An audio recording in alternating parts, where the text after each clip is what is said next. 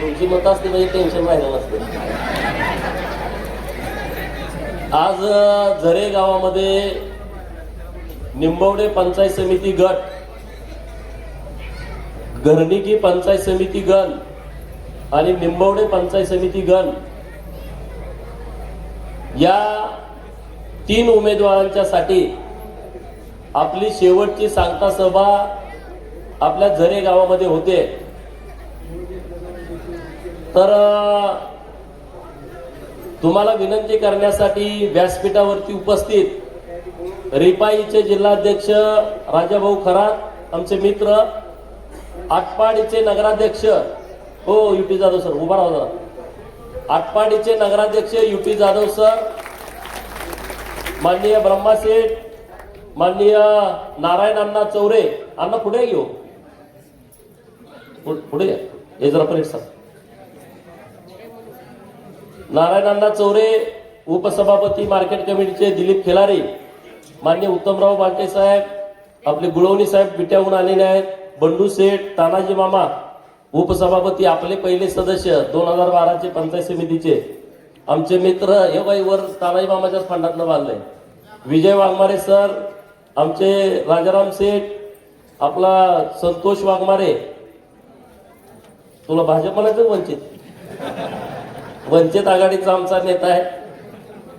व्यासपीठावरती उपस्थित सगळेच आहेत, सचिन दादा आहेत, राजू जानकर साहेब आहेत, अंबादास पडळकर, शंकर पाटील, आपले सोळशे साहेब, दत्तू सोळशे साहेब, रामदास सोळशे सर, सगळे. आता सगळ्यांनी नावं घेत नाही, रागाला येऊ नका, नाही तर परत म्हणणार. लालू डोंबाळे आहेत, त्यांचा प्रवेश झालाय.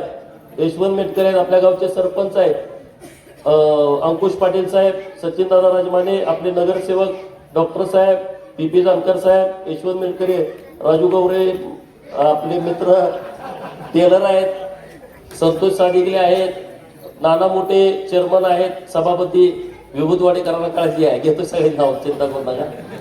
उमेदवार आपले आमच्या वहिनी आहेत, आपल्या वैशालीताई आहेत आणि जयवंत भाऊ आहेत.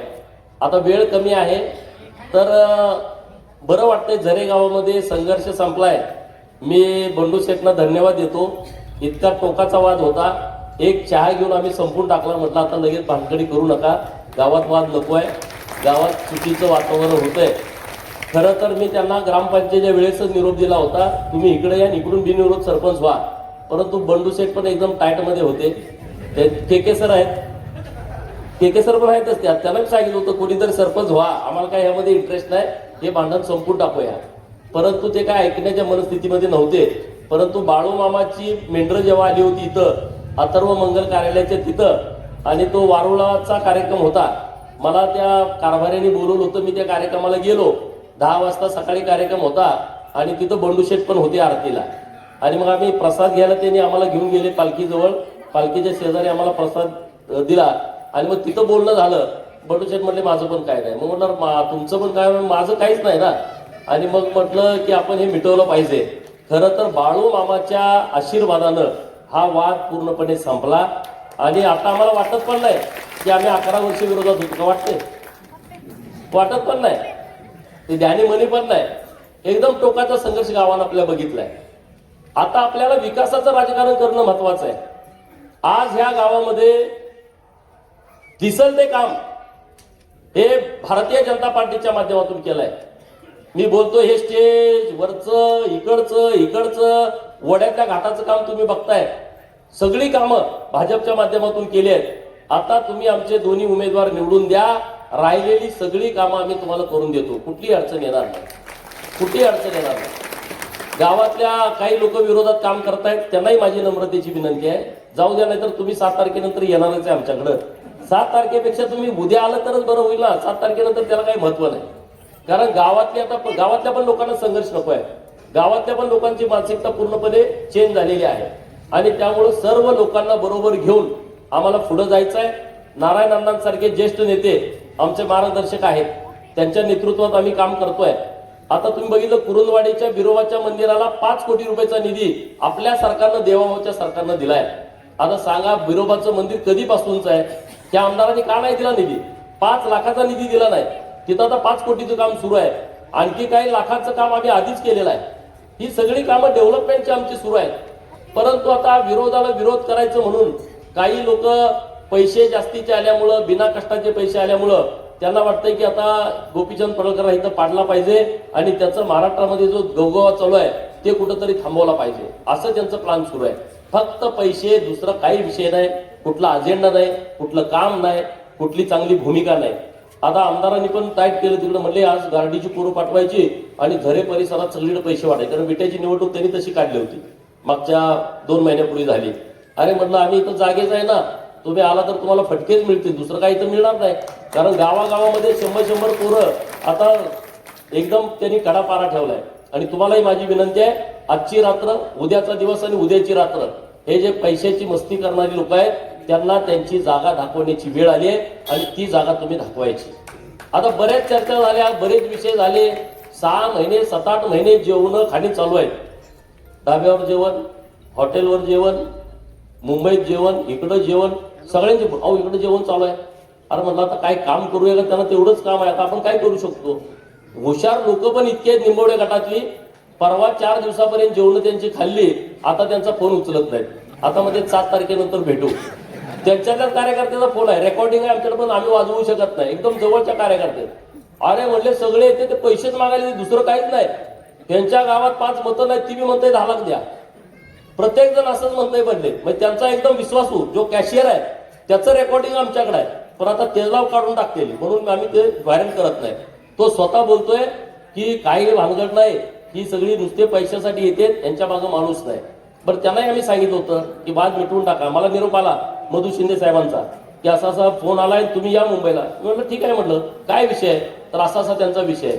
मी म्हटलं सांगा काय असेल ते, आपल्याला काय वाद कुणाशी करायचा नाही. तर नाही म्हणले, निंबवडे गटामध्ये आम्ही तुम्हाला पाडणार, तुमची मस्ती जिरवणार, त्याशिवाय आम्ही थांबत नाही. आता म्हटलं ठीक आहे बाबा, ज्या माणसाने मला स्वतःच्या खिशातले पैसे घालून पुढारी केलाय, ती लोक दुसऱ्याचा पैसे घेऊन मला कसा काय पराभव करतील, हा मला विश्वास आहे.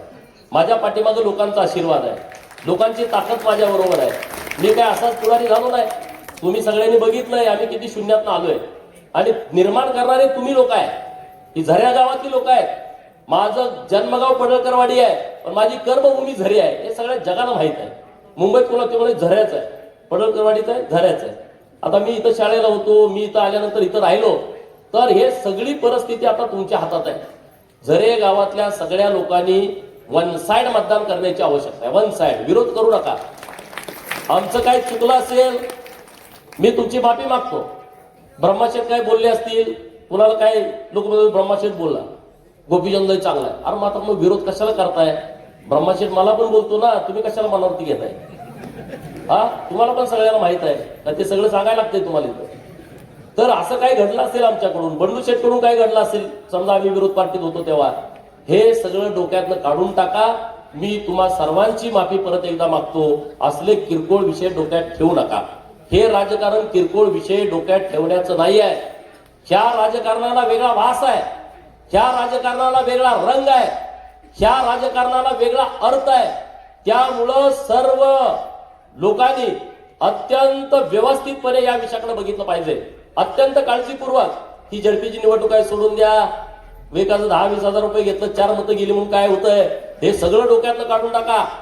तुम्हाला सगळ्यांना माझी विनंती आहे की तुम्ही सर्व शक्तीनिशी आमच्या सोबत राहा, आणि या परिसराच्या डेव्हलपमेंटच्या बाबतीमध्ये मी कुठंच कमी पडणार नाही, कुठंच कमी पडणार नाही. विभूतवाडी सारख्या गावाला 22 कोटी रुपयाचा फंड दिलाय आम्ही आतापर्यंत. पारेकरवाडीमध्ये सगळी कामं जे पारेकरवाडीला अपेक्षित आहे ती सगळी कामं आम्ही केलेली आहेत. कुरुंदवाडीची ती परिस्थिती आहे, गुळेवाडीची ती परिस्थिती आहे, पडळकरवाडी तर माझं गावच आहे. पिंपरीमध्ये, घरणिकेमध्ये, बेलगरवाडीमध्ये, नंतर दायंगलेवाडी, इकडं आपलं जांभुर्डे असेल, निंबवडे, वाकसेवाडी, मुडेवाडी, पलीकडं बनपुरी आहे, बाळेवाडी आहे, शेंडगेवाडी आहे, गळवेवाडी आहे. प्रत्येक गावात आम्ही कामं केले.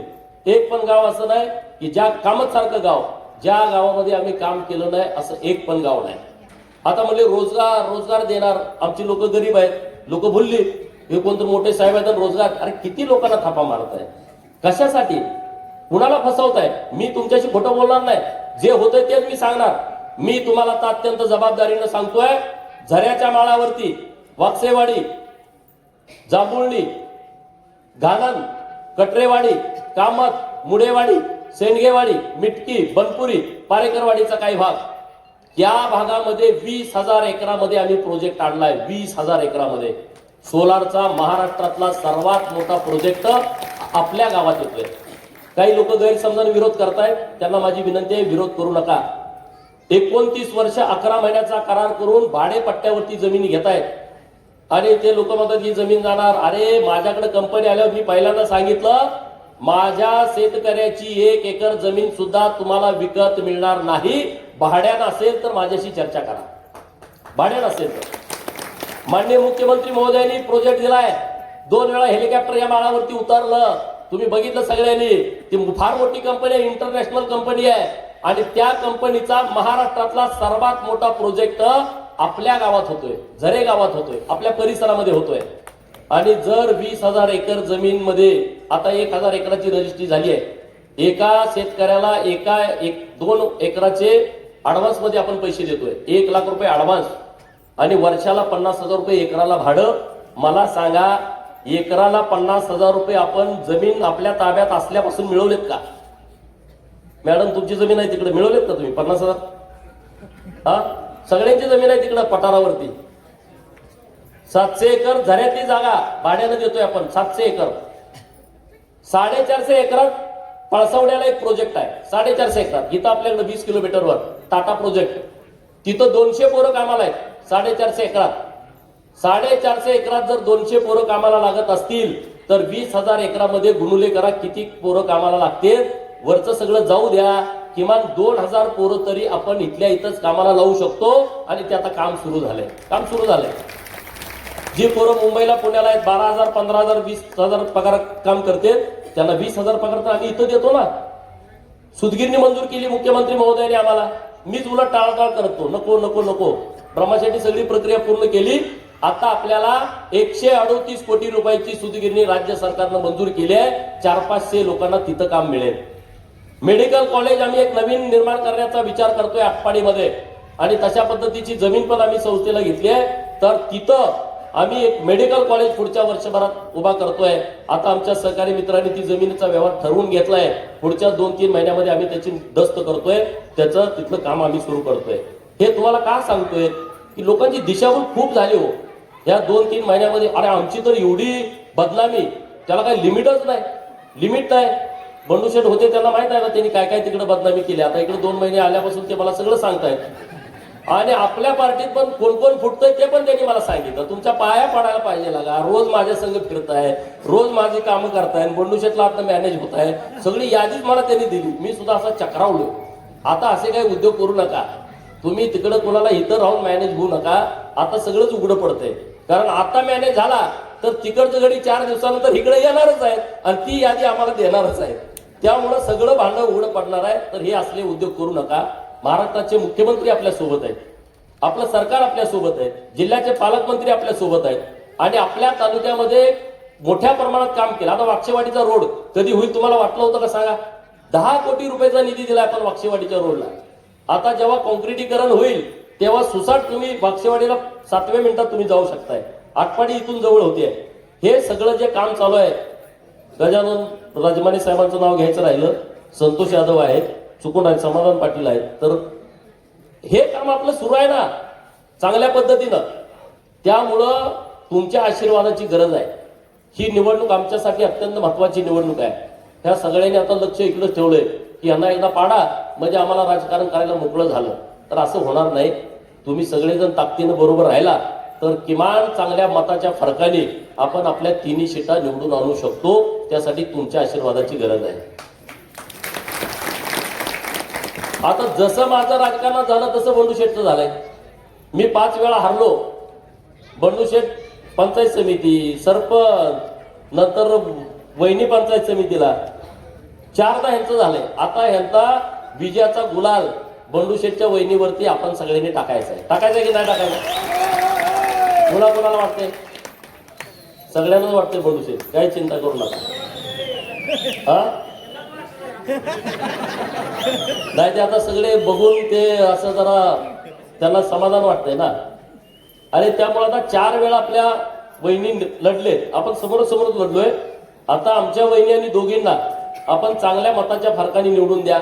परत शिक्षणाचा विषय आला, म्हणजे उच्च शिक्षित उमेदवार आहे, ठीक आहे ना, आम्ही रिस्पेक्ट करतो सगळ्या लोकांचा.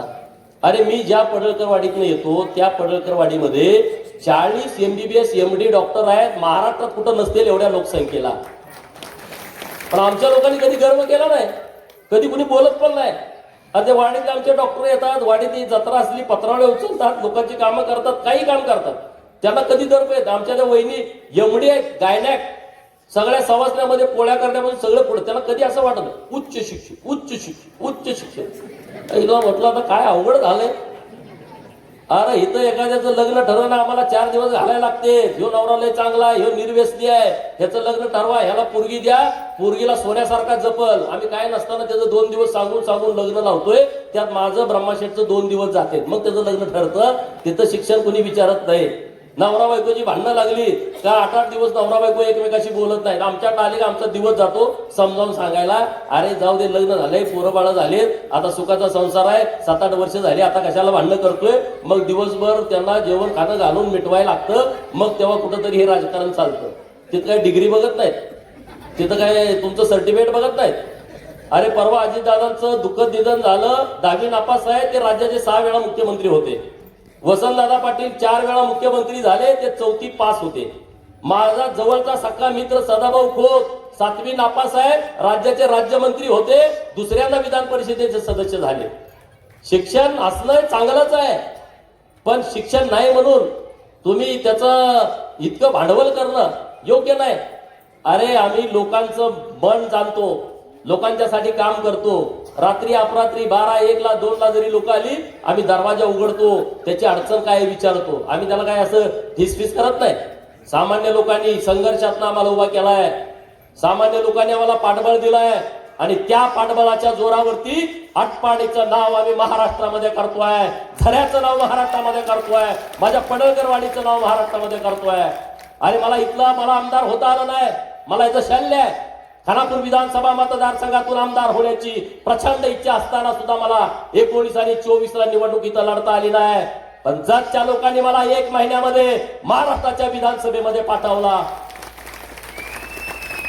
तेव्हा पहिली मिटिंग विभूतवाडीतच झाली, गोपीचंद पडळकरला तिथं पाडायचं. अरे काय म्हणलं, डोक्याला ताप आहे. पहिली मिटिंग, सगळे बोलवले पुढारी, तिथले मला सांगते की काय काय झालं.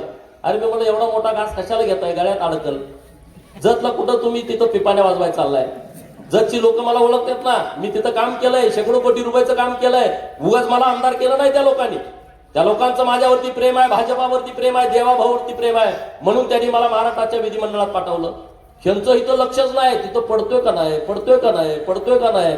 अरे कसा पडल सांगा ना, कसा पडल. लोकांचं काम होतं. आणि आता जतच्या लोकांनी मला निवडून दिलं. 9 उमेदवार तिथं आता रेसमध्ये आहेत. आजचा पोलीसचा रिपोर्ट आहे, 9च्या 9 जागा तिथं लागतील अशी परिस्थिती आहे. आता मी आज पालकमंत्री महोदय आम्ही सोबतच होतो. एखादं दुसरं काही होऊ शकतं, शेवटी राजकारण लोकांच्या हातामध्ये आहे. जर जत तालुक्यातली लोक मला इतकं पाठबळ देत असतील, तुम्ही तर माझ्या गावातले आहात. इथं मी लहानाचा मोठा झालोय, इथं मी प्रचंड वेळ दिलाय, मी इथं काम उभा केलंय, मग तुम्ही तर किती काळजी घेतली पाहिजे हा तुम्ही विचार करा. निंबवडे गटाची काळजी तुम्ही किती घेतली पाहिजे. आटपाडी तालुक्यात जिथं जिथं तुमचे नातेवाईक, त्या लोकांना किती तुम्ही भाजपाच्या सोबत आणलं पाहिजे, हे तुम्ही करायला पाहिजे. इथं तर गावाचा विषय नाही, कुरुंदवाडी सारखं गाव, अरे किती चुळबुळ चालू आहे तुमची. ह्यो फुटला तो फुटला, का रे बाबा नो. अरे बिरोबा बघतोय 5-5 कोटी रुपयाचा निधी जर या भक्तानं दिला असेल आणि तुम्ही माझ्या विरोधात तिथं काम करत असाल, तर तुम्हाला देव सुद्धा माफ करणार नाही अशी परिस्थिती आता तिथं आहे. किती वेळा तुम्हाला मी रिक्वेस्ट करतोय येऊन. अरे 100, 200, 500 मताचं गाव आहे, का त्या आमदारांनी तुम्हाला निधी दिला नाही. माझा हक्क आहे तुम्हाला विचारायचा. 5 कोटी रुपयाचा निधी आम्ही देतोय, गावाला जाण्याचे सगळे रस्ते आम्ही तयार करून देतोय, आणि तुम्ही इकडं तिकडं आमच्या विरोधामध्ये काम करता. कारण काय, आमचं काय चुकलंय सांगा ना. आम्हाला विचारा, तुमचा हक्क आहे, कान पकडा. आम्ही काय बोललो तर विचारा, पण आम्ही तुमच्या बरोबरच आहे, आम्ही तुमच्या सोबतच आहे, आम्ही तुमचंच काम करतोय, आणि उलटं काम करता करू नका, त्याचा उपयोग होणार नाही. माझी विनंती आहे सगळ्या लोकांना, विभूतवाडी गावातल्या लोकांना सुद्धा माझी विनंती आहे. आम्ही काम केलंय विभूतवाडीसाठी, विभूतवाडीचा चेहरा मोहरा बदलण्याचं काम आम्ही केलंय. जेवढी कामं तुमच्या विभूतवाडीत दिसते ते CR पावणे सरपंचांच्या नेतृत्वामध्ये गोपीचंद पडळकर आणि ब्रह्मानंद पडळकरनं केलेली कामं आहेत. विकास करायला शिल्लकच नाही ना ठेवला आम्ही. तुम्ही करणार आहे काय? आम्ही ग्रामपंचायती बांधल्या, शाळा बांधल्या, रस्ते केले, मंदिराचे सभा मंडप केले. मग तुम्ही करणार आहे काय? बंधारे बांधले, सगळी कामं आम्ही केलेली आहेत. राहिलेली कामं पण आम्ही करू ना. आम्हाला संधी द्या. ब्रह्मशेठला तर 2.5 वर्ष सभापती पदाची संधी मिळाली. मला 4 वर्ष आमदारकीची संधी मिळाली. किती? 4 वर्ष. तुम्ही 90 पासून आमदार आहे. 90ला आदिलभाऊ आमदार होते, 99ला होते, 14ला होते, 19ला होते, 24ला होते. आता त्यांचा मुलगा आहे. 5 वेळा तुम्हाला आमदारकी मिळाली. 25 वर्ष तुम्ही राजकारणामध्ये आहे. हा गोपीचंद पडळकर फक्त 4 वर्ष आहे. तुम्ही रेकॉर्ड द्या. 25 वर्षामध्ये तुम्ही 2 सभा मंडप झरे गावात दिलेत. एक माझ्या बौद्ध समाजाचा आणि दुसऱ्या खंडोबा मंदिराचा मुन्नाभाऊच्या घराजवळ. 2 सभा मंडप 25 वर्षातले. 4 वर्षातली माझी कामं तुमच्या समोर आहेत. तुमच्या समोर आहे. जे 50 वर्षात झालं नाही ते आम्ही 4 वर्षात केलंय. हे एका गावात नाही, सगळ्या गावातली ही परिस्थिती आहे. सगळ्या गावातली परिस्थिती आहे. अरे मी तुमच्या हक्काचा माणूस आहे. कधी पण येऊन माझं दार वाजवू शकता, माझ्या बेडरूम पर्यंत येऊ शकता. तुम्ही दुसऱ्याच्या दारात जाऊ शकत नाही विचारल्याशिवाय. मी तुमचा घरचा माणूस आहे. मी तुमचा घरचा माणूस आहे, हक्काचा माणूस आहे ना. कधी पण या, कधी बोला. मी दरवाजा नाही बोला, खिडकी वाजू दे. आता राजूला विचारा, राजू जानकर परवा रात्री 3 वाजता आले. दोघं, बंडू शेठ आणि दोघं. बंडू शेठ आता जुना सहकारी, पण दार कुठलं वाजवायचं माहितच नाही ना. बंडू शेठ पूर्ण दार वाजवायला लागला. मी झोपलो होतो राजाराम शेठ, तो येऊन खिडकी वाजवायला लागला. अरे उठलो कोण? तर मी राजू आलोय. मागलं खिडकी वाजून. जगात कुणाला उठलवलं का आमदारांना? तुम्ही सांगा. खिडकी वाजवून मागची बेडरूमची दुसऱ्या आमदारांना वाजवू दिली असती, दार उघडलं असतं. मी तुमचा हक्काचा आहे ना. तुम्ही कधी मला काही बोलू शकता. कान पकडू. तुम्ही मला तयार केलंय. अरे माने वस्ती सारखी वस्ती, किती प्रेम मला दिलं. बंडू शेठ म्हणले मला परवा, माने वस्ती सारखी माणसं तुमच्या बरोबर आहेत म्हणून तुमचं राजकारण टिकलं. मी म्हणलं काय झालं? आम्ही गेलतो म्हणले 20,000 मताला घ्या, तरी एक माणूस फुटाणा झालाय. बंडू शेठने मला सांगितलं. बरोबर ना बंडू शेठ? अरे माझ्या अंगाचं कातडं काढून चप्पल बनवली तरी तुमचं उपकार भेटू शकत नाही. एवढं उपकार या गावातल्या लोकांनी केलाय.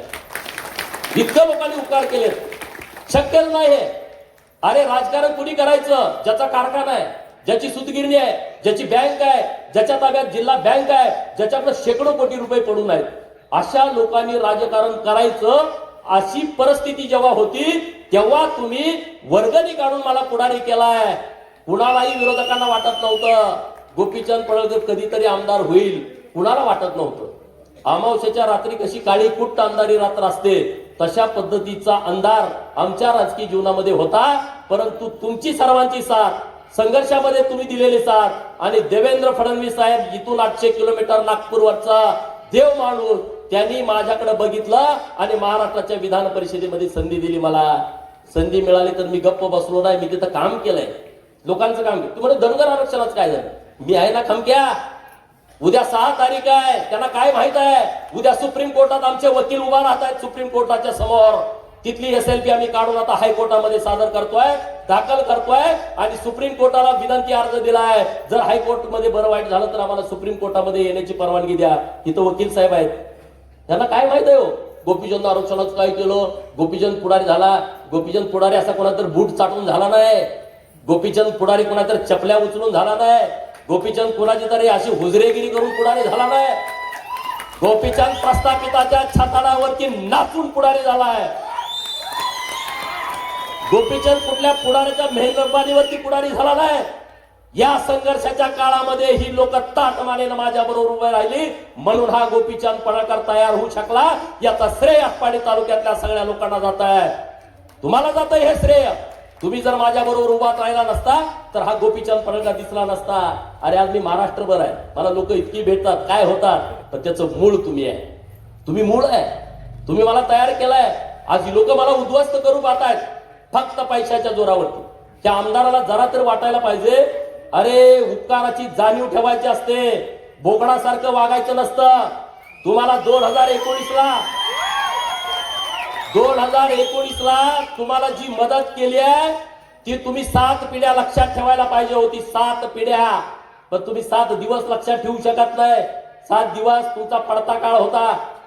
तुमची अवस्था काय होती सगळ्या लोकांना माहिती आहे. तुमच्या चहाच्या मिंद्यात मी नाही.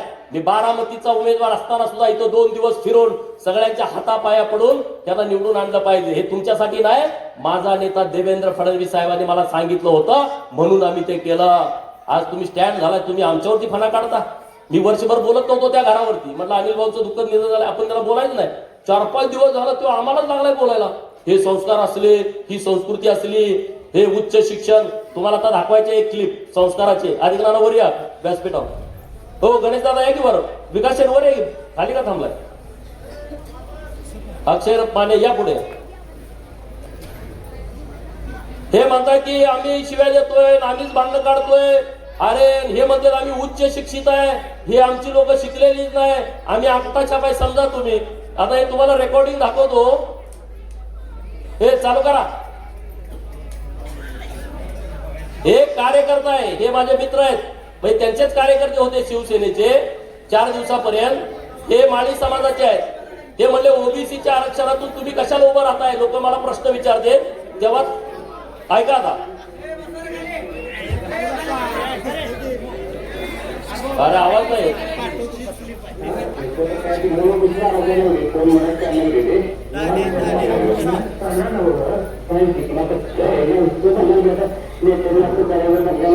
सुधर पहिला, तुला सांगतो सुधर. माझ्याविषयी लिहू नको, तुला सांगतो एवढं लक्षात ठेव. काय तू जरा सुधर, एवढं छान आलो माझ्यावर हे करतो तुझे तुझ्या आई घालता कुठं काय तिथं तुम्ही इथं माझ्यावरच हे करतोस. आता तुझ्या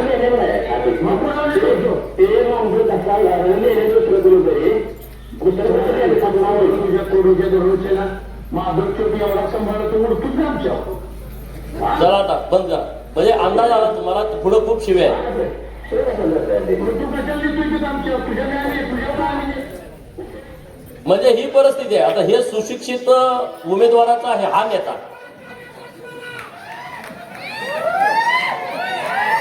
हे सुशिक्षित उमेदवाराचा हा नेता आहे. म्हणजे तुम्ही काय मिळवलं जीवनामध्ये? तुम्ही आमची मापं काढताय. बरं पैशाची मस्ती ठीक आहे, सगळ्यांनाच पैसे आहेत हो, पण तुम्ही किती एखाद्या द्वेष किती करायचे? मी केलंय काय तुमचं? मी यांचं केलंय काय? काहीच नाही केलं. परंतु जी भाषा आहे, मी आता विभूतवाडीच्या सगळ्या लोकांना सांगतोय, आतापर्यंत राजाराम शेठ आम्ही कधी काही बोललो नाही, परंतु 7 तारखेनंतर मी ह्याच्या पाठीमागच लागतोय. जर ह्याचा DSK नाही केला तर माझं नाव बदलून ठेवा. लोक माझ्याकडे खूप आली. परवा तळेवाडीचं पोरगा असतं शिंदे नावाचं, त्याला 50 लाखाचा चेक दिलाय गणेश दादा. 21 तारखेचा दिला, 25ला वटल म्हणले, 27ला वटल म्हणले, बँकेत भरला, बॉन्ड झाला. असे 4 जण ते होते 50-50 लाखवाले. मुंबईमध्ये तर एवढ्या लोकांना आपल्या भागातल्याच आपल्याच लोक आहेत गरीब, फ्लॅट दिलेत, बांधकाम नाही, हवेत फ्लॅट. 22वा मजला, 23वा मजला, 24वा मजला. आता हे तुम्हाला माहित आहे, फसवणुकीचे गुन्हे 1 कोटीच्या वरचा गुन्हा नोंद झाला डायरेक्ट MPD लागतो, जामीन नाही. 3 गुन्हे फसवणुकीचे झाले तर जेलमध्ये कायमचं जावं लागतं. मी म्हणलं जाऊ दे, कुठं आपले देत, पण हे आता मलाच शिकवायला लागले, माझ्यावरच बोलायला लागले. म्हणजे आम्ही लोकांना चुकीच्या पद्धतीनं तरुण मुलांना त्याला वेगळ्या मार्गाला लावले. कुणाला लावलं इथं सांगा? इथं कोण आहे का की ज्याला मी तंबाखू खायला शिकवली? इथं कोणी आहे का त्याला मी दारूची पार्टी दिली आहे? इथं कोणी आहे का असं कुठं चुकीचं तुम्हाला मार्ग दाखवला? एक माणसानं सांगावं, सिंगल एका माणसानं. अरे आम्ही सुपारीचं खाण खात नाही, आम्ही कशाला चुकीचं लोकांना मार्गदर्शन करू? आम्ही चुकीचं कुठल्याही तरुण मित्राला मार्गदर्शन करत नाही आणि ती करायची आम्हाला गरज नाही. तुमचे सगळे रेकॉर्डिंग व्हिडिओ आता आहेत, आम्ही म्हटलं वापरू नका बंडू शेठला.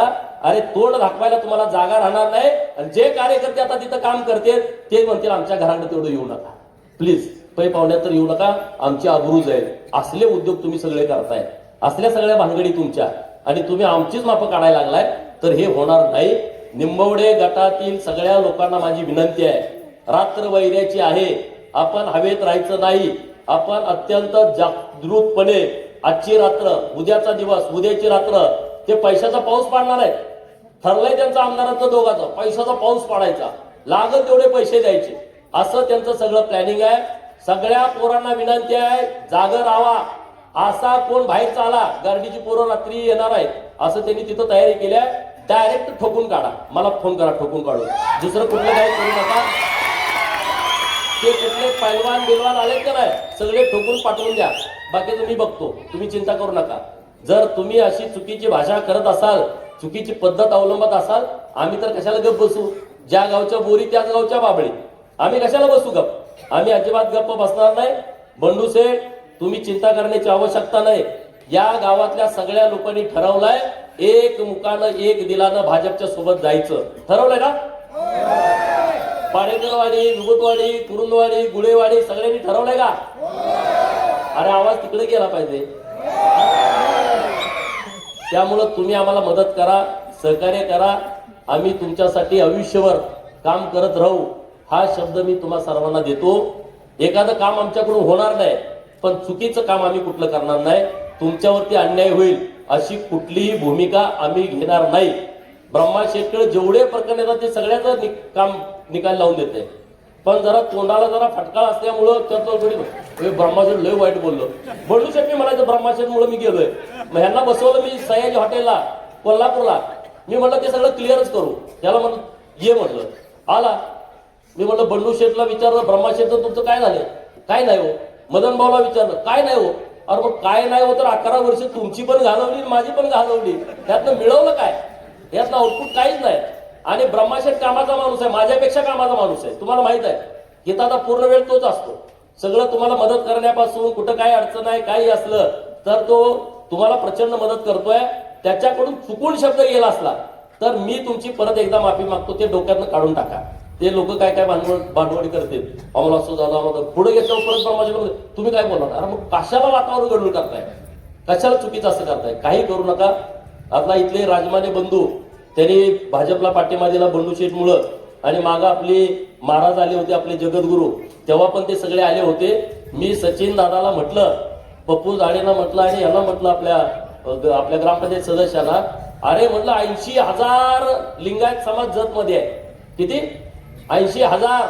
आणि झऱ्यात आहे 80,000 मला आमदार केलं. आणि ही 80 गडी 20 वर्ष झालं माझ्याकडे येणार. अरे मला 80,000 लोकांना जर माझी भूमिका पटली असेल तर तुम्ही पण माझ्या सोबत आलं पाहिजे. आता ते बंडू शेठच्या बरोबर सगळ्यांनीच निर्णय घेतला, त्यांचंही मी मनापासून आभार व्यक्त करतो. अरे मग आम्ही वाघमारे साहेब म्हणले की अल्पसंख्याकात भीती आहे. अरे माझी भावकी वाघमारे आहे. झऱ्यामध्ये माझी भावकी कोण आहे? कोण आहे? मला जर काय तिथं झालं तर जवळ लगेच कोण येऊ शकतं? आणि वाघमारेला काय झालं तर मला, अरे वाटेवरच तुम्ही सगळे आहे. कुणाला कधी आम्ही ब्रश शब्दानं बोललो नाही. उलट हे संतोषच उलट पालट करतो मला. तो आता नितीन तिकडे गेलाय, काय कारण आहे सांगा जायचं? काय त्याला कधी वाईट बोललोय? काय झालंय? काहीच नाही. पण उगाच अरे मी तुमच्या घरातला माणूस आहे ना. कैलास शेठ माझा एकदम भावासारखा आहे, तुम्हाला सगळ्यांना माहित आहे. आम्ही एका ताटात जेवतोय गेली 20 वर्ष. असलं कुठलं आमच्या डोक्यात नाही. म्हणून आहे का आपल्या डोक्यात? काहीच नाही. अल्पसंख्याक काय नाही. आपण सगळे एक आहोत. आपण सगळेजण एकत्रितपणे सगळेजण पुढे जाऊ. बंडू शेठच्या वहिनींना नाही आमच्या वहिनींना तुम्ही भरघोस मताने निवडून द्यावं अशी तुम्हाला सगळ्यांना हात जोडून विनंती करतो आणि थांबतो. जय जय महाराज.